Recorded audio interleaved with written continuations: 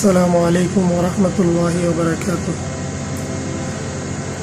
আজকে পবিত্র জুম্মার দিন। আজকের জুম্মার দিনকে বলা হয়েছে যে গরিবের জন্য হজের দিন। এই হজের দিনে খাস করে আরও একটা ইবাদত করার জন্য বলা হয়েছে, আরও একটা আমল। সেটা হচ্ছে যে আমাদের হযরত মুহাম্মদ সাল্লাল্লাহু আলাইহি ওয়াসাল্লামের উপর বেশি বেশি দুরূদ পাঠ করা। তো আমরা কোন দুরূদ পাঠ করব?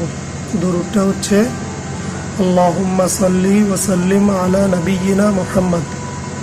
আল্লাহুম্মা সাল্লি ওয়া সাল্লিম আলা নাবিয়িনা মুহাম্মদ। খুবই ছোট একটা দুরূদ। আমরা এটা কাজ করার সময়, হাঁটতে হাঁটতে, চলতে ফিরতে আমরা এই দুরূদ পাঠ করতে পারি। তো আমরা চেষ্টা করব ইনশাআল্লাহ বেশি বেশি নবীজির উপর দুরূদ পাঠ করার জন্য। ফেরেশতারা সরাসরি নবীজির কাছে এই দুরূদ পেশ করে যে আপনার অমুক উম্মত আপনার উপরে এই দুরূদ পাঠ করছেন। ফেরেশতারা সরাসরি আল্লাহর নবীর কাছে গিয়ে পেশ করে। সুবহানাল্লাহ। তো আমরা বেশি বেশি দুরূদ পাঠ করব। আল্লাহুম্মা সাল্লি ওয়া সাল্লিম আলা নাবিয়িনা মুহাম্মদ। এই দুরূদটা আমরা শুক্রবার দিন না, অন্য সময়ও আমরা বেশি বেশি করে দুরূদ পাঠ করব ইনশাআল্লাহ।